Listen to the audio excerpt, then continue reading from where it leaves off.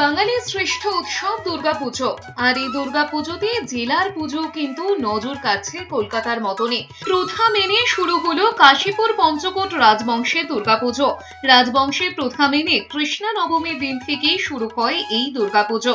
এখানে মা পূজিতা হন রাজ রাজেশ্বরী রূপে।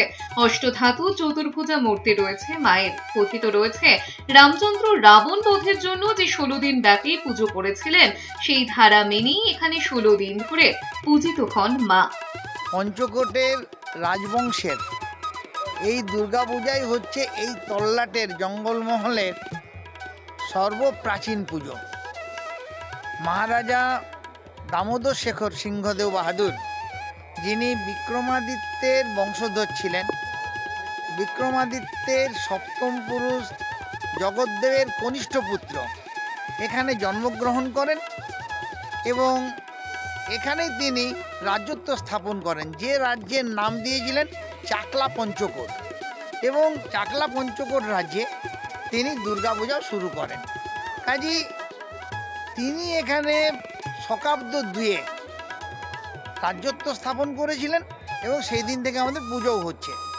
এটা ঘটনা যে তখন প্রতিমা পুজো হতো না, তখন ঘটে এবং যন্ত্রে পুজো হতো।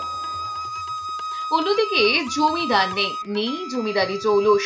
তারপরেও প্রায় ভেঙে পড়া ইট সুরকির দেওয়াল আজও যেন মনে করিয়ে দেয় ওন্দার দামোদর বাটি গ্রামের চৌধুরীদের জাঁকজমকপূর্ণ পুজোর ইতিহাস। সারা বছর নিত্য পুজোর পাশাপাশি সীমিত সাধ্যের মধ্যে শতাব্দী পুরনো এই পুজো ঐতিহ্য আর পরম্পরা মেনে পুজোর 4টে দিন আলাদাভাবে পূজিত হন মা।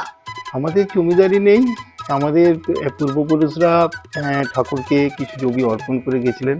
তার থেকে আমাদের যে পাই রোজগার হয় সেটার থেকে আমরা কোনো রকমের নিজেরা কিছু কন্ট্রিবিউশন করে এখনো পর্যন্ত ধারাবাহিকভাবে পুজোটা করে যাচ্ছি।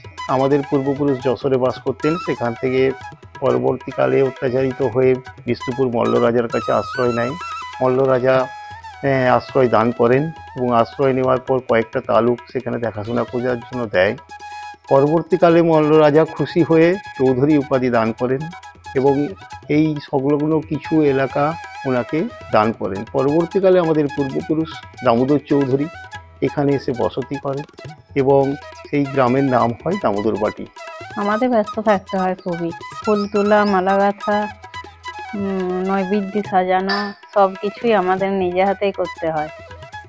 প্লাস সব কিছু রেডি করে দেওয়া পুরোহিতকে, মানে আতপ চাল থেকে চিড়ের থেকে সব কিছুই, সব ঠাকুরের সাজগোজ, ঠাকুরের পূর্বপুরুষেরা সব তৈরি করেছিলেন গয়নাগাটি, সবই ঠাকুরকে তখন পরানো হয়।